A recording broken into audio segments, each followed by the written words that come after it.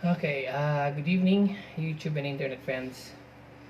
Um, so, ngayon, meron tayong bagong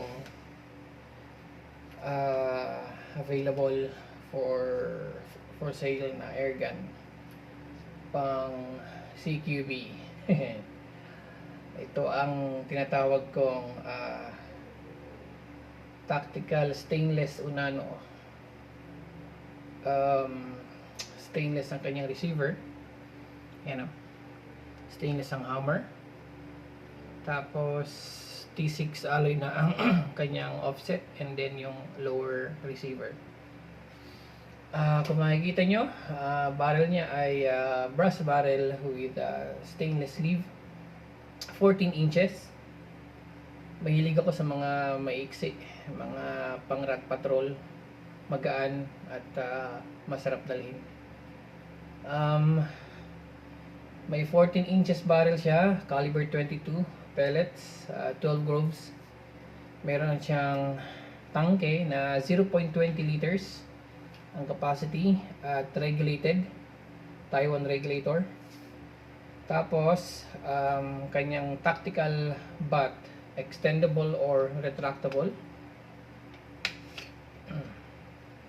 Tatanggal. Tapos na-extend. Itong part na to, squeeze mo lang, then yan, hanggang sa pumasok sa pangalawang butas, yan. And then extend po ulit. Yan. Actually, apat ang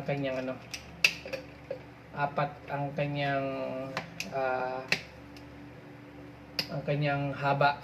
So this is 1, and then 2, 3, and 4. Yan ang pinakamahaba. Kagandahan nito is kung gusto mong palitan ng long barrel, unscrew mo lang tong itong allen na dalawa, hugutin mo yung barrel, and then palitan mo ng kahit anong haba na gusto mong barrel.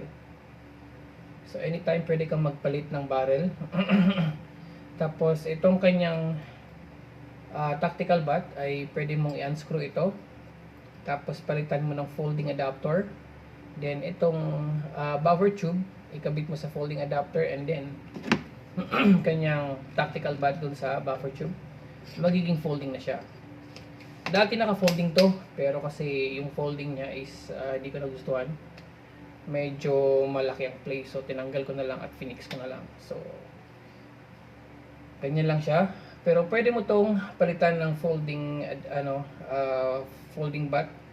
So you just need to purchase a tactical folding adapter. So yan siya. Ang nakakabit sa kanya ay red dot scope, red and green dot scope. So hindi siya na-magnify. This is a 1x40 red dot, red and green dot. So ganito siya. Ewan ko nakikita nyo, that's green. Yan. Green. Yan.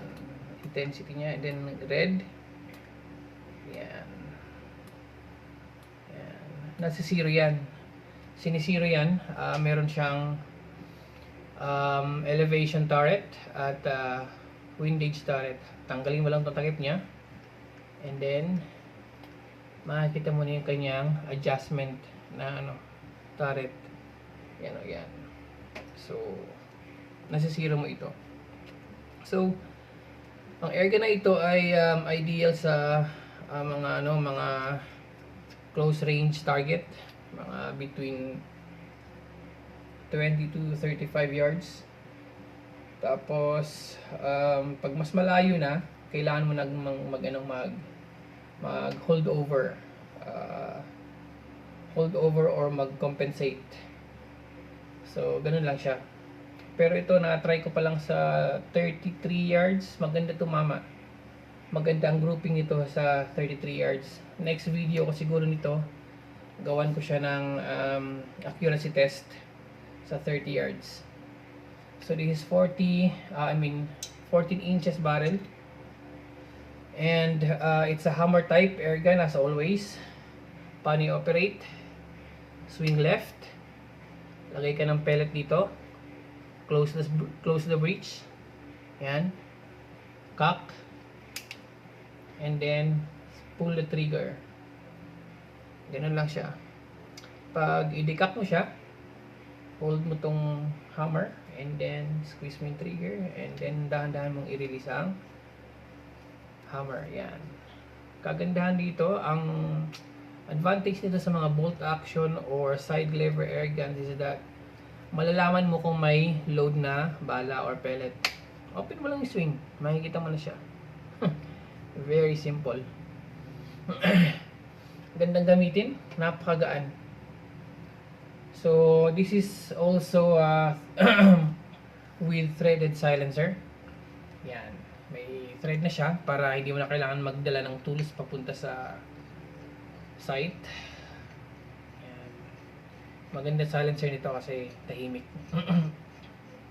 Yan. So, up for sale, call and text, ilalagay ko sa description yung number ko. Mura lang. Pang airgun talaga, pang PCP airgun talaga. Pero kumpara sa iba, mura ito. Promise. Huwag mo expect na kasing mura ng CO2 or the oxygen na airgun. Ang sinasabi ko lang, mas mura ito sa ibang PCP. So, eto na siya. Gandang tingnan. Pistolize or Riptol, short for rifled pistol. Riptol or pistolized na airgun. Gandang gamitin. So, this is available. Call and text nyo lang ako. Yung mga Unano ko is sold agad eh. Unano 5 and Unano 6 already sold na mga yun. Next labas natin siguro ng Unano is next month, mga June, end of June. For the meantime, ito muna ang available natin. So, call and text lang. Ayos.